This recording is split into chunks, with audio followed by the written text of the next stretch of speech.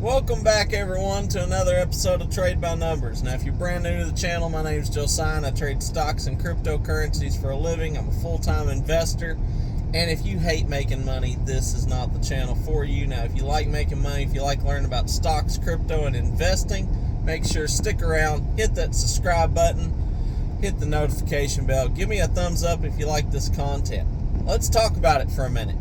Now, if you heard that the Fed paused yesterday, and yet the stock market didn't take off, or you're looking at the pre-market this morning and pre-market's down, and you're wondering what's going on, well, then I'm going to say that you did not listen to Jerome Powell come out and speak. And so the reason we're getting this, and I said this yesterday morning's video, is even if the Fed did pause, if they come out and they were overly hawkish about the forecast of what's to come, then that could still drive the market down. And that's exactly what happened. You know, they did pause, but Jerome Powell, he come out and made his stance very clear that they still have no intention whatsoever of pivoting this year, and that it's very likely, in fact, it seems to be an overwhelming number of the entire Fed committee that is pushing for another 50 basis points at the Fed. So that could be two more 25-point rate hikes this year still to come.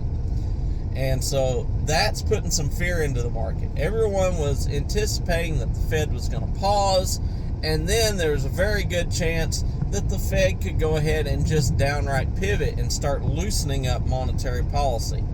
And the Fed's still talking about tightening up by 2 more quarter basis points.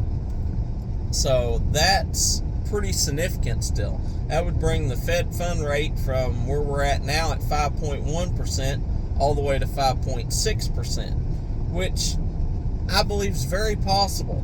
I mean, I'll have to give this to old Stockmo, which I totally agreed with him. You know, 6-8 months ago, he was saying that we could end up with the Fed fund rate at, 5.25 to 5.5 real easily. And I've always said that we could go to at least 5.5. So it would not surprise me a bit if the Fed does do another couple of 25 basis point hikes. And I think the market's starting to pull back and react to that fear just a little bit. Now, how far down will it go? I don't know.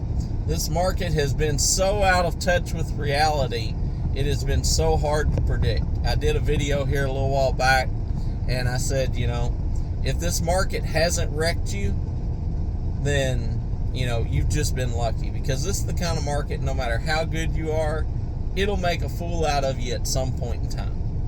And so the market has just been all over the place. If the market was reacting the way a person would anticipate it to, I would say this news would drive that market down, and we get that leg down that I believe we're in desperate need of. I know everybody likes to see the market going straight up, but this market has run up considerably with everything that's going on out there.